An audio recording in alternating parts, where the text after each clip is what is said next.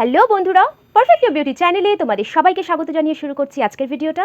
আমার মেকআপ সম্পর্কে বলি, আমি সিলিকন বেস প্রাইমার অ্যাপ্লাই করেছি। সুইস বিউটি 04 নাম্বার যে কনসিলারটা আছে সেটা দিয়ে আমি বেস করেছি।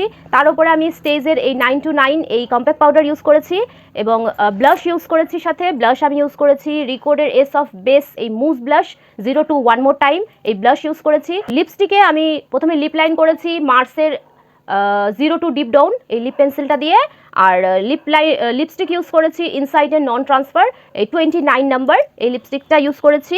আর আই মেকআপ তোমরা শর্টসে পেয়ে যাবে। হাইলাইটার আমি ম্যাকের ইউজ করেছি সফট অ্যান্ড জেন্টাল আমার ফেভারিট হাইলাইটার, ভীষণ ভালো লাগে আমার এটা। তো এটা আমি ইউজ করেছি অ্যাজ হাইলাইটার। তো এটা হচ্ছে আমার মেকআপ। আমার কাছে অনেক রকমই কমেন্টস আসে, তার মধ্যে বেশিরভাগই থাকে যে আমার তো অয়েলি স্কিন, আমি কী ধরনের প্রোডাক্ট ইউজ করব, বা আমার ড্রাই স্কিন কী ধরনের প্রোডাক্ট ইউজ করব, বা সিজন অনুযায়ী আমার স্কিন এখন অয়েলি থেকে ড্রাই হয়ে গেছে, আমি এখন কী ধরনের প্রোডাক্ট ইউজ করব। স্কিন প্রিপারেশন নিয়ে এখনও যাদের মধ্যে কনফিউশন আছে, প্রোডাক্ট নিয়ে কনফিউশন আছে, তাদের জন্য আজকের ভিডিওটা ভীষণ হেল্পফুল হবে। আবার অনেকের প্রশ্ন থাকে যে আমার মেকআপ তো স্কিনের মধ্যে বসেই না, মনে হচ্ছে যেন চামড়া উঠছে স্কিন থেকে, এরকম ধরনের একটা টেক্সচার হয়ে যায়। আবার অনেকের থাকে যে আমার মেকআপ কিছুক্ষণ পর কেমন যেন কালো হয়ে যায়। আবার অনেকের থাকে যে নাকের সাইড থেকে বা মুখের সাইড থেকে মেকআপটা ড্রাই প্যাচেস পড়ে যায়, খুব ড্রাই হয়ে যায় মেকআপটা, আর সেই জায়গাটাতে কেমন যেন মনে হচ্ছে চামড়া উঠে যাচ্ছে, সাদা সাদা স্পটের মতন মনে হয় মেকআপটা। তো এই সব প্রবলেমের মেইন কারণই হচ্ছে স্কিন প্রিপারেশন। স্কিন প্রিপারেশনই হলো কিন্তু মেকআপের আসল বেস। মানে তুমি ফাউন্ডেশন বা কনসিলার যত দামি অ্যাপ্লাই করো না কেন, তুমি 7,000 8,000 টাকা দামের ফাউন্ডেশনে অ্যাপ্লাই করো না কেন, তুমি যদি স্কিন প্রিপারেশন ঠিকমতো না করো তাহলে তোমার মেকআপে প্রবলেম আসবেই আসবে। কেমন স্কিন প্রিপারেশনই যেটা মেকআপকে লং লাস্টিং করতে এবং স্কিনের ওপরে সেট করে রাখতে হেল্প করে। তো আজকে আমরা জানবো, আরও ডিটেলে ভালো মতো জানবো যে স্কিন প্রিপারেশনটা কিভাবে করা উচিত, বা যারা ধরো আগামী ব্রাইডাল আছো বা নেক্সট কারোর বিয়ে আছে, তারা কিভাবে নিজের স্কিনটাকে প্রিপেয়ার করবে মেকআপের আগে, তাদের জন্যও আজকের ভিডিওটা ভীষণ হেল্পফুল হবে। তাহলে দেখতে থাকো তোমরা, অনেক কিছু আছে আজকের ভিডিওতে। তো সবার ফার্স্টে বলি, যেটা নিয়ে আমার কাছে অনেক প্রশ্ন এসছে সেটা হচ্ছে শার্পনার। দিদি শার্পনার কোনটা ইউজ করব, আমার লিপ পেন্সিল তো ভেঙে যায়। নর্মাল যে পেন্সিলের শার্পনার হয় সেই শার্পনার দিয়ে যদি তুমি লিপ লাইনার শার্প করো তাহলে কিন্তু সেটা ভেঙে যাবে। কেমন শার্পনারের আমি কিছু সাজেশনস তোমাদেরকে দেখো পিকচার্স নাম সহ দিয়ে দিচ্ছি। এই শার্পনারগুলো তোমরা অনলাইনে পেয়ে যাবে, মিন্ত্রাতে বা নাইকাতে, তোমরা একটু খুঁজে দেখো। অনলাইনে তোমরা পেয়ে যাবে এই শার্পনারগুলো, বা রিটেল দোকানেও তোমরা দেখতে পারো। ল্যাকমের যে শার্পনারটা আছে ডুয়েল শার্পনার, এটা প্রায় সব দোকানেই অ্যাভেলেবেল থাকে, যেখানে ল্যাকমের প্রোডাক্ট পাওয়া যায় সেই সব দোকানেই প্রায় অ্যাভেলেবেল থাকে, তোমরা দেখতে পারো। এই শার্পনারগুলো দিয়েই কিন্তু লিপ লাইনারকে শার্প করবে। স্কিন প্রিপারেশন স্টার্ট হয় মেইনলি স্ক্রাবিং থেকে। স্ক্রাবিং কিন্তু মেকআপের ইমিডিয়েট আগে করা উচিত না। স্ক্রাবিং করতে হয় কমসে কম 7-8 ঘন্টা আগে। মানে তুমি যদি আগের দিন স্ক্রাবিংটা করে রাখো তাহলে বেটার। স্ক্রাবিং করার জন্য তোমাকে আগে ফেসটা ক্লিন করতে হবে, যে কোনো ফেস ওয়াশ যেটা তুমি ইউজ করো, তারপরে তুমি স্ক্রাবিংটা স্টার্ট করতে পারো। 5 মিনিট ভালো করে ফেসটাকে স্ক্রাব করবে, হালকা হালকা করে ম্যাসাজ করে স্ক্রাব করবে। স্ক্রাবিংয়ের জন্য তুমি মার্কেটে যেরকম স্ক্রাবার পাওয়া যায় স্কিন টাইপ অনুযায়ী সেই স্ক্রাবারও ইউজ করতে পারো, বা বাড়িতে তুমি স্ক্রাব তৈরি করেও স্ক্রাবিং করতে পারো, যেরকম অ্যালোভেরা জেলের সঙ্গে কিছুটা চিনি মিক্স করে তুমি সেটাতেও স্ক্রাব করতে পারো। তুমি দই, বেসন, চালের গুঁড়ো মিশিয়েও তুমি স্ক্রাব করতে পারো। তো এরকম ধরনের স্ক্রাব, মানে হোমমেড স্ক্রাব হোক বা মার্কেটের স্ক্রাব হোক, তুমি আগের দিন স্ক্রাবিংটা করে নিলে। কেমন স্ক্রাবিংয়ের পরে আসবে ফেস প্যাক। স্ক্রাবিংয়ের পরে কিন্তু পোরসের মুখগুলো ওপেন হয়ে যায়, ঠিক আছে। স্ক্রাবিং করা মানে হচ্ছে ডেড সেলের লেয়ারটা উঠে যায়। ডেড সেলের লেয়ার যখনই উঠবে তখনই স্কিনটা ভীষণ সফট হয়ে যাবে। আর মেকআপটা কিন্তু ডেড সেলের কারণেই বসে না। মেকআপ যে বসে না সেটার মেইন কারণই হচ্ছে ডেড সেলের লেয়ার। এই ডেড সেলের লেয়ারটাকে তুলে ফেলা কিন্তু খুব দরকার। তো ডেড সেলের লেয়ারটা উঠে গেল, তারপরে স্কিনটাকে টাইটেনিং করার জন্য তোমাকে কিন্তু একটা ফেস প্যাক অ্যাপ্লাই করতে হবে। ফেস প্যাক তুমি যেরকম ধরনের ফেস প্যাক তুমি ইউজ করতে চাও, যেটা রেডিমেড ফেস প্যাক থাকে সেগুলোও তুমি ইউজ করতে পারো, বা তুমি মুলতানি মাটি, অয়েলি স্কিনের জন্য আমি বলবো মুলতানি মাটি নর্মাল জলে গুলে তুমি ফেস প্যাক লাগাতে পারো, বা কাউলিন ক্লে যেটা হয় সেটা অয়েলি স্কিনের জন্য ভীষণ ভালো। কাউলিন ক্লে পাউডার যেটা, সেটার সঙ্গে তুমি নর্মাল জল বা গোলাপ জল মিক্স করেও কিন্তু অ্যাপ্লাই করতে পারো। কোনো রকম ফেস প্যাক কিন্তু 15 থেকে 20 মিনিটের বেশি রাখা উচিত না, তা না হলে কিন্তু ড্রাইনেস চলে আসে। অয়েলি স্কিনের জন্য এই কাউলিন ক্লেটা ভীষণ ভালো, ভীষণ অয়েল কন্ট্রোল করে, মানে এক্সট্রা অয়েল যা থাকে সেগুলোকে সোক করে নেয়। মুলতানি মাটি, কাউলিন ক্লে এগুলো অয়েলি স্কিনের জন্য ভীষণ ভালো। আর যাদের ড্রাই স্কিন আছে তারা হোমমেড যা কিছুই তুমি অ্যাপ্লাই করতে চাও, হোমমেড ফেস প্যাক অ্যাপ্লাই করতে পারো, বা রেডিমেড ফেস প্যাক অ্যাপ্লাই করতে পারো। নর্মাল স্কিন, ড্রাই স্কিন তোমরা। কেমন তো এটা হলো ফেস প্যাক। 15 থেকে 20 মিনিট রাখবে, তারপরেও জল দিয়ে ওয়াশ করে নেবে, নর্মাল জল দিয়ে। তারপরে আসবে শিট মাস্ক। শীট মাস্কটা কিন্তু মানে আমি বলবো যদি তোমরা স্কিনে মেনটেনেন্স চাও, মেনটেন করার জন্য, এটা কিন্তু এই প্রসেসটা কিন্তু তোমরা সপ্তাহে একদিন করতে পারো। এটা যে আমি বলছি এখন স্কিন মেনটেনের জন্য কিন্তু সপ্তাহে একদিন এই প্রসেসটা তোমরা করতে পারো। শীট মাস্ক যেটাতে থাকে সিরাম, সিরাম কিন্তু স্কিনের ট্রিটমেন্টের মতন কাজ করে, ঠিক আছে। কারোর ধরো পিম্পল প্রন স্কিন আছে, কারোর ভীষণ ড্রাই স্কিন, কারোর হয়তো রিঙ্কল দিয়ে ভরে গেছে স্কিন, স্যাগ হয়ে গেছে স্কিন, বা ধরো অতিরিক্ত ড্রাই স্কিন, অতিরিক্ত অয়েলি স্কিন, এরকম ক্ষেত্রেও কিন্তু আলাদা আলাদা ধরনের শীট মাস্ক বা সিরাম মাস্কগুলো অ্যাপ্লাই করা যায়।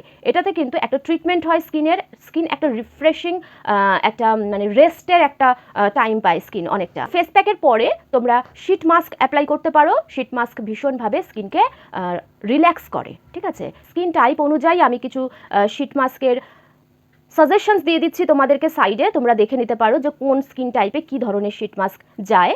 মেনলি ড্রাই স্কিনের জন্য হাইড্রেটিং বা উপটান টাইপের যেগুলো শীট মাস্ক থাকে সেগুলো তোমরা ড্রাই স্কিন বা নর্মাল স্কিনরা ইউজ করতে পারো। তারপরে ধরো নিম, তুলসী, টি ট্রি, চন্দন এরকম টাইপের যে শীট মাস্কগুলো থাকে সেগুলো অয়েলি স্কিন বা সেন্সিটিভ স্কিন বা কম্বিনেশন স্কিনের জন্য ভীষণ ভালো। তো আমি কিছু সাজেশনস দিয়ে দিচ্ছি সাইডে, তোমরা দেখতে পারো শীট মাস্কের, তোমরা চাইলে অ্যাপ্লাই করতে পারো। কেমন, অনেককে দেখেছি যে শীট মাস্ক মেকআপের আগে শীট মাস্ক লাগিয়ে বসে থাকে, অনেককে দেখেছি আমি। ইভেন আমি একটা ব্রাইডাল সাজাতে গেছিলাম, সেখানেও আমি দেখেছি যে মেকআপের আগে শীট মাস্ক লাগিয়ে বসে আছে। শীট মাস্ক লাগানোর পরে কিন্তু যে সিরামটা তোমার স্কিনের মধ্যে সোক করলো, অ্যাবজর্ভ হলো, সেটাকে হালকা হালকা করে মাসাজ করতে হয়, 3 ঘন্টা অন্তত সেটাকে রাখতে হয়, তারপরে কিন্তু ওয়াশ করতে হয়। কেমন, শীট মাস্ক অ্যাপ্লাই করার পরে কমসে কম 3 ঘন্টা কিন্তু ফেস ওয়াশ করা যায় না, নর্মাল জল দিয়েও ওয়াশ করা যায় না। যাদের স্পেশাল ডে আছে বা কোনো প্রোগ্রাম আছে যেদিনকে তুমি মেকআপ করবে তার আগের দিন তোমরা এইভাবে স্কিন কেয়ার করতে পারো, স্কিনটা ভীষণ হেলদি এবং গ্লোয়িং হয়ে থাকবে। কেমন, এবার আসি স্পেশাল ডেতে, যেদিনকে তোমার প্রোগ্রাম বা যেদিনকে তোমার মানে স্পেশাল অকেশন আছে সেই দিনে আসি। সেই দিনে মেকআপের আগে তুমি কিভাবে স্কিন প্রিপারেশনটা করবে। তো মেকআপের আগেই আসবে ক্লিনজার। ক্লিনজার মানে হচ্ছে ফেস ওয়াশ। স্কিনটাকে ভালো করে ফেস ওয়াশ দিয়ে ক্লিন করতে হয়। তুমি যেই ফেস ওয়াশ ইউজ করো সেটা দিয়ে তুমি ফেস ওয়াশ করে নেবে। আর যাদের ড্রাই স্কিন তারা ফেস ওয়াশের আগে কিন্তু খুব ভালো করে নারকেল তেল মাসাজ করবে। নারকেল তেল মাসাজ করবে 2 মিনিট 3 মিনিট ধরে ভালো করে, যেরকমভাবে ফেসিয়াল করে খুব ভালো করে পুরো ফেসে ভালো করে নারকেল তেল মাসাজ করবে, তারপরে ফেস ওয়াশ দিয়ে ফেসটা ওয়াশ করে নেবে, তাহলে ড্রাইনেসটা অনেকটা কমে যাবে। অয়েলি স্কিনের ক্ষেত্রেও কিন্তু ফেস ওয়াশ দিয়ে মানে মুখটা ওয়াশ করে নেওয়াটা ভীষণ দরকার। যদি মনে করো যে না আমি জল দিয়ে মুখ ধুতে পারছি না বা পসিবল হচ্ছে না, ধরো তুমি বাইরে কোথাও আছো, জল দিয়ে ফেস ওয়াশ করাটা পসিবল না, সেখানে তুমি মেকআপ টিস্যু যেগুলো থাকে সেগুলো ইউজ করতে পারো, সেগুলো দিয়ে ফেসটাকে ভালো করে ক্লিন করে নেবে। তো ক্লিনজার হয়ে গেল। ক্লিনজারের পরে আসবে টোনার। টোনার অ্যাপ্লাই করাটাও কিন্তু ইভেন জরুরি, ভীষণভাবে দরকার। ফার্স্টে আসি অয়েলি স্কিনে। অয়েলি স্কিনের মেইন প্রবলেমই থাকে মেকআপ কালো হয়ে যাওয়ার। তো মেকআপ কালো হওয়ার অ্যাকচুয়াল কারণ হচ্ছে যখনই তোমার অয়েল সিক্রিয়েশনটা হবে, সেটা যখনই ফাউন্ডেশনের সঙ্গে মিক্স হবে, এয়ারে যে অক্সিজেন থাকে সেটার সঙ্গে টাচ হয়ে মেকআপটা মানে ফাউন্ডেশনটা অ্যাকচুয়ালি অক্সিডাইজ হয়ে যায় সেই অয়েলের সঙ্গে মিক্স হয়ে। ফাউন্ডেশনটা যখনই অক্সিডাইজ হবে তখনই মেকআপটা কালো হয়ে যাবে। তো অক্সিডাইজেশনের কারণে যে মেকআপটা কালো হয়ে যায় সেটা কিন্তু অয়েল সিক্রিয়েশনের কারণে হয়, ঠিক আছে। অয়েলি স্কিনে এই প্রবলেমটা অনেক বেশি হয়। অনেক ভিডিওতে তোমরা হয়তো দেখবে, অনেকের ভিডিওতে আমিও দেখেছি এই জিনিসটা, যে মেকআপ কমপ্লিট হওয়ার পরে মুখে জল ঢেলে ঢেলে দেখায় যে মেকআপটা নড়ছে না বা মেকআপটা মুভ করছে না, খারাপ হচ্ছে না, সরছে না, এটা জল ঢেলে ঢেলে দেখায়। কিন্তু অ্যাকচুয়াল প্রবলেমটা কি জানো? অ্যাকচুয়াল প্রবলেমটা ওপর থেকে না, অ্যাকচুয়াল প্রবলেমটা আসে ভেতর থেকে। ঘাম হয়, অয়েল সিক্রিয়েশন হয়, এগুলো কি হয়? স্কিনের ভেতর থেকে হয়, ওপর থেকে কিন্তু কিছু হয় না, এগুলো স্কিনের ভেতর থেকে হয়। তো আমাদের স্কিন থেকে যে সিবাম সিক্রিয়েশন হয়, যে অয়েলটা সিক্রিয়েশন হয়, সেটার মধ্যে কি থাকে?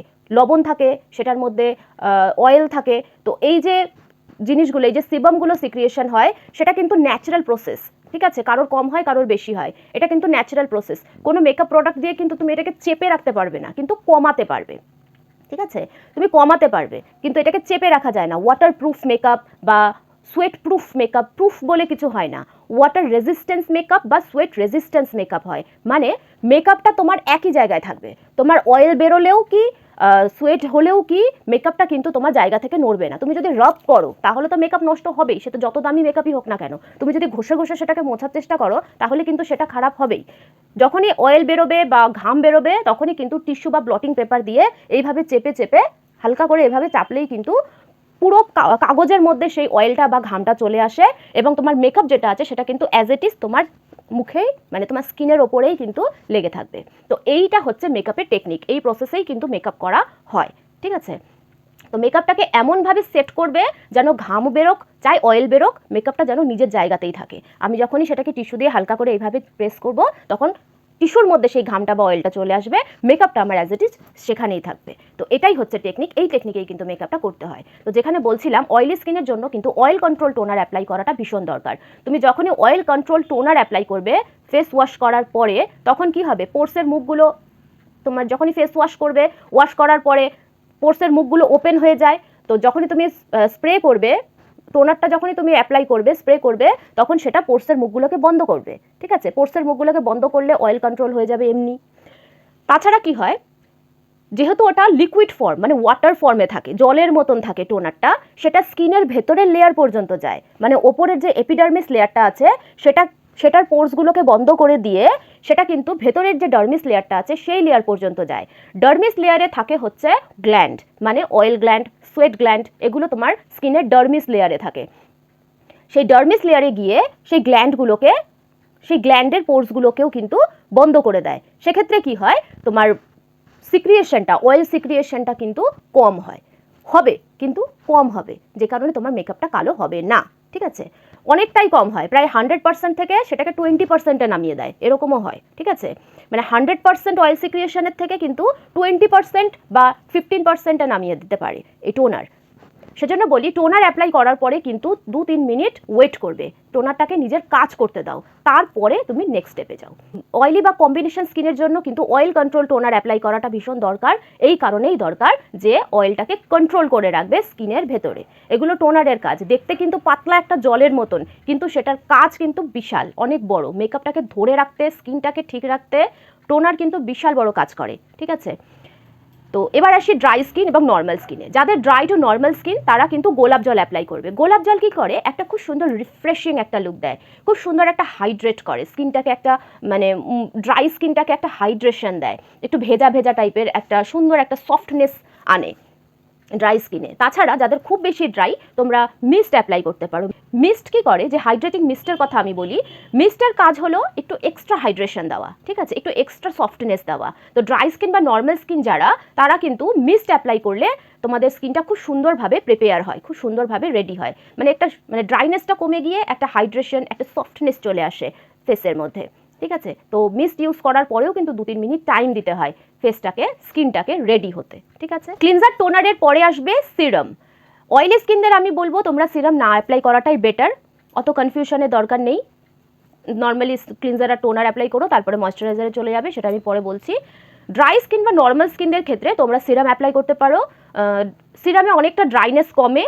নর্মাল স্কিনটা না অ্যাপ্লাই করলেও ড্রাই স্কিনদের জন্য আমি বলবো সিরাম অ্যাপ্লাই করাটা দরকার।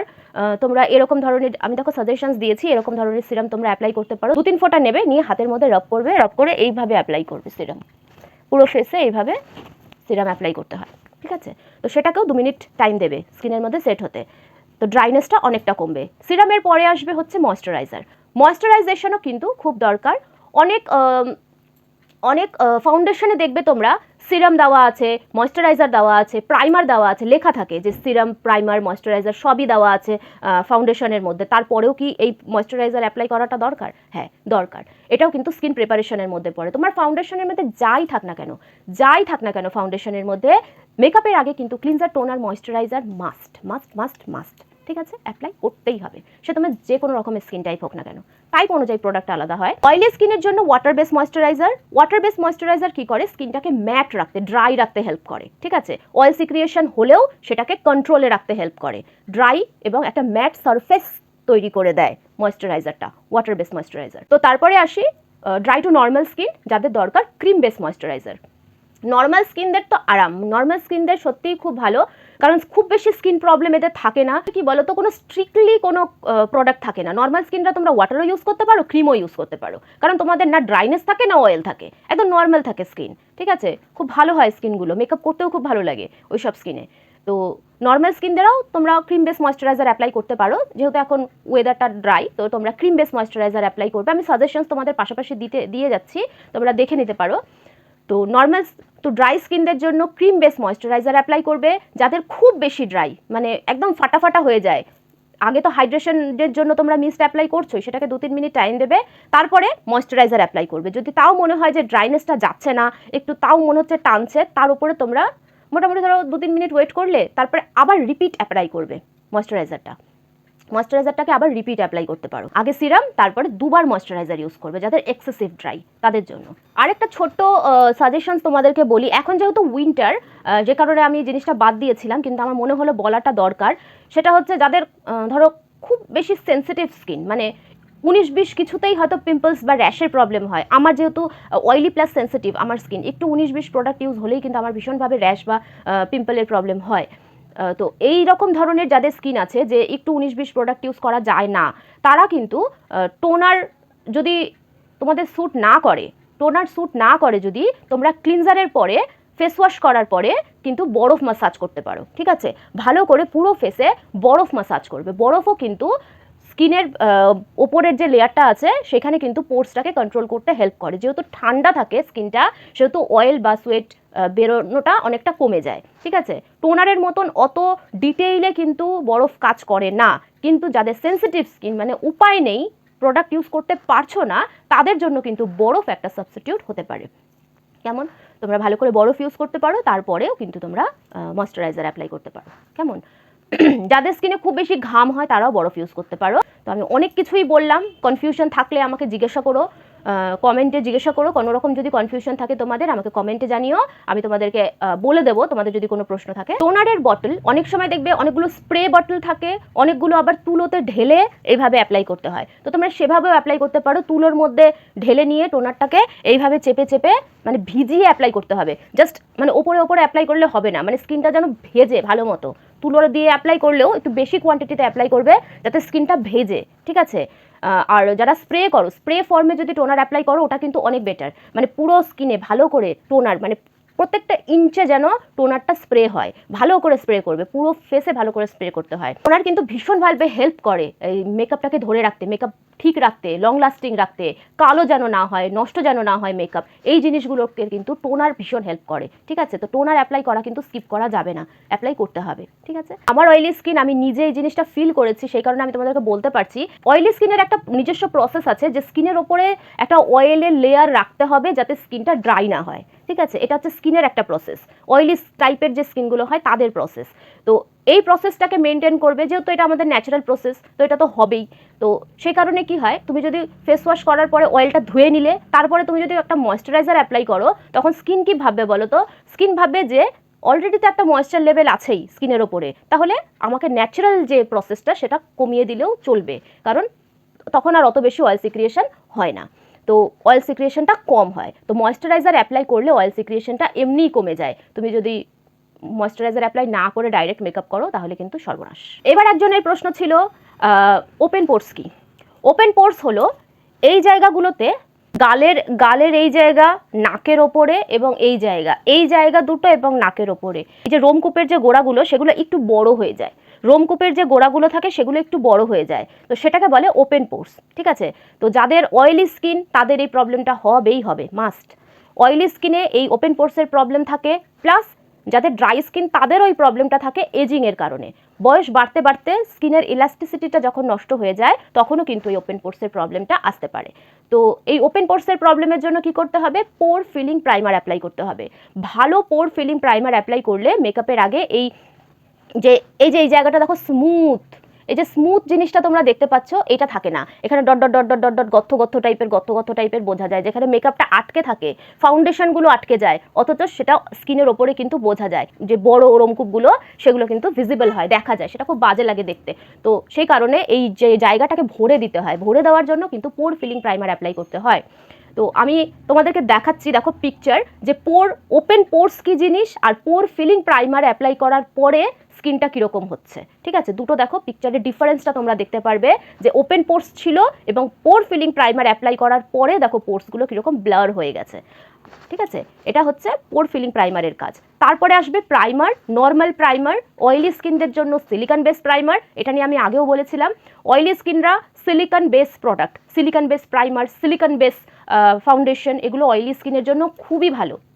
মানে এরকম ধরনের প্রোডাক্ট যদি অ্যাপ্লাই করো অয়েলি স্কিনে আর কোনো প্রবলেমই থাকবে না, মেকআপ কালো হয়ে যাওয়ার প্রবলেম, মেকআপ উঠে যাওয়ার প্রবলেম, এই জিনিসগুলো কিন্তু আর থাকবে না, ঠিক আছে।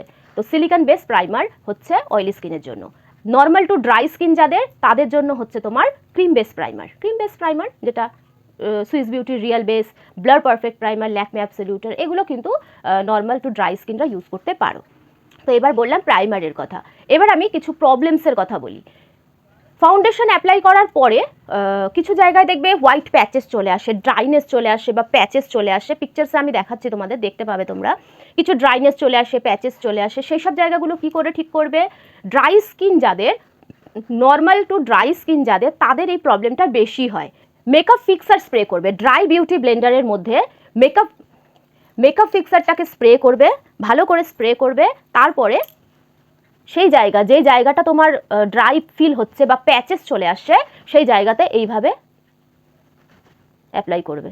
তাহলে দেখবে সেই ড্রাইনেসটা চলে গেছে, ঠিক আছে, সেই ড্রাইনেসটা আর থাকবে না।